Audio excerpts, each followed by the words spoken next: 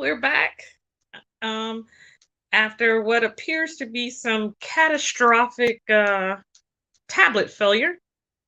Um, I'm back reading at the International Great Black Read Aloud Day.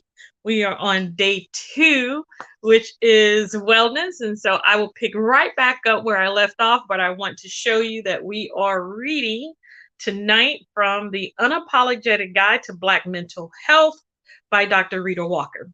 Okay. We are reading a portion of chapter 1. And so we're going to go right back to that section.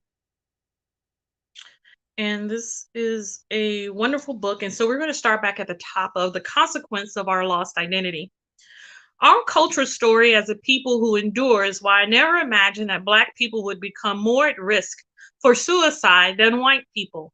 But then in 2016, studies indicated that the suicide rate among 5 to 11-year-old African American Black children had exceeded that of their same age European American white peers.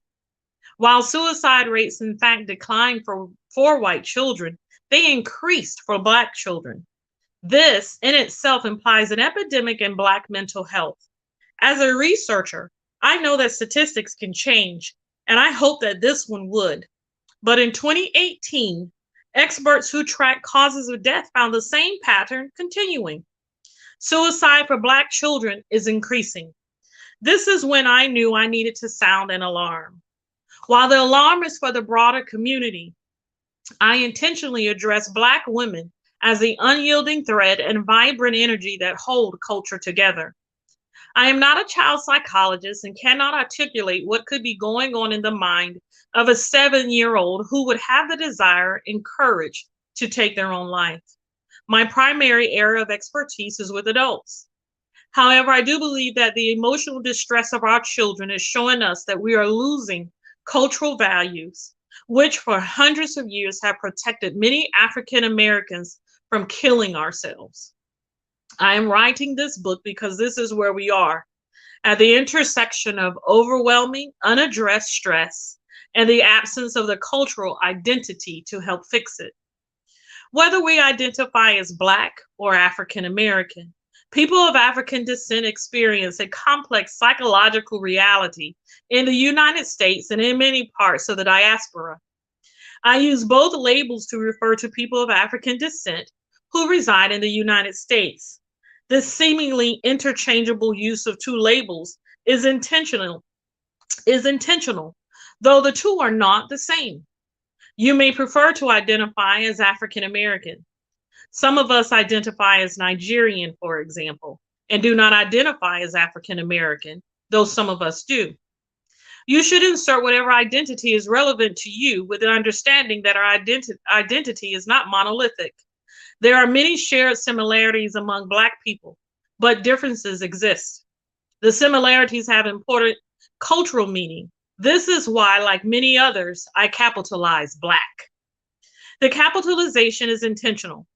Robert Guthrie, eminent Black psychologist, indicated in his prefaces to both the first and second editions of Even the Rat Was White that capitalizing Black seemed necessary because it refers to a people and is synonymous with African American. Suicide wasn't supposed to be part of the culture.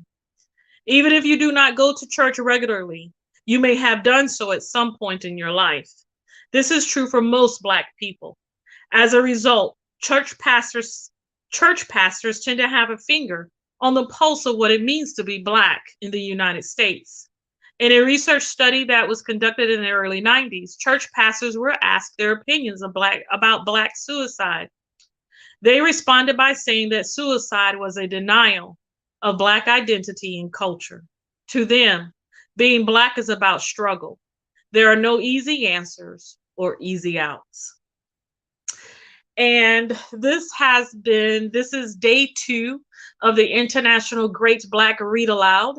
And my name is LD Robinson, and we have read from a portion of chapter 1 of the Unapologetic Black Guide to Mental Health by Dr. Rheeda Walker. As with most of our books, these are our personal selections for those of us who read. And this is one that I believe we should certainly add to our library.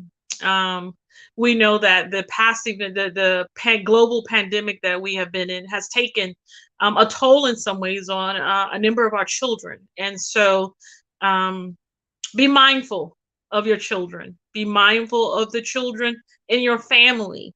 Keep a watch on their mental health. Keep a watch on your own mental health. And get the help, as Dr. Rheeda Walker says, get the help you deserve. Okay. And again, we will see you tomorrow. Day two tomorrow is sports day.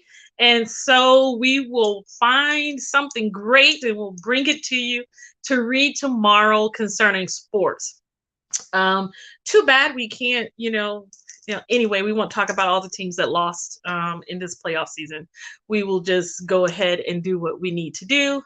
And remind you to subscribe to our website at Great Black, our Great Black Read Aloud Day.org, and join us. There's no requirement for you to do certain things, but join us as we read. We are reading and giving voice to words written by Black people from all around the world. And so this is Black History Month in the United States.